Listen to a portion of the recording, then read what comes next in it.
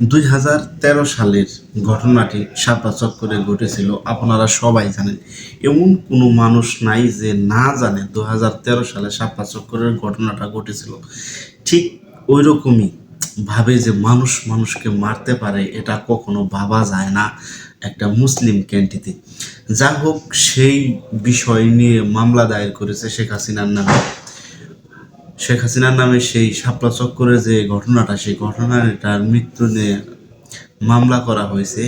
সে মামলায় কিছু একটা একটা পত্রিকা, দেখেন এ জায়গায় নিউজ করছে একটা পত্রিকা, কি বলবো, হাসি হয়। 800 বছর সাজা হলেও নাকি 800 বছর সাজা হবে শেখ হাসিনা।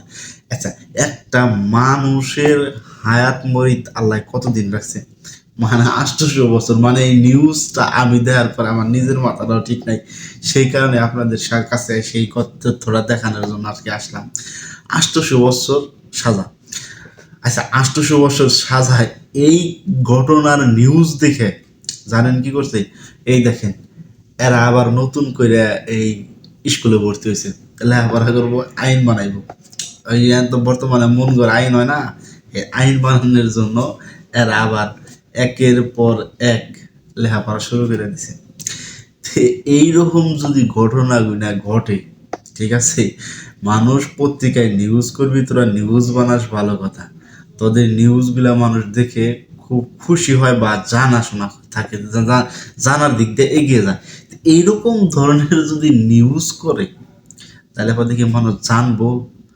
হ্যাঁ, পত্রিকা অফিস কেউ কি করবো, ভালোবাসবো, খুবই ভালোবাসবো। এখানে আপনারা চিন্তা ভাবনা করে দেখেন যে এটা কোন পত্রিকা অফিস, এটা কি আসলে বাংলাদেশের পত্রিকা অফিস না অন্য জায়গায়? কিন্তু দেখা তো যায় বাংলা লেখা, বুঝেন নাই, দেখা যায় বাংলা লেখা। যাই, ভালো থাকবেন, সুস্থ থাকবেন। নতুন নতুন এরকম ধরনের নিউজ পেতে, এরকম ধরনের কিছু নিউজ পেতে চ্যানেলটি সাবস্ক্রাইব করে পাশে থাকুন। সবাইকে ধন্যবাদ।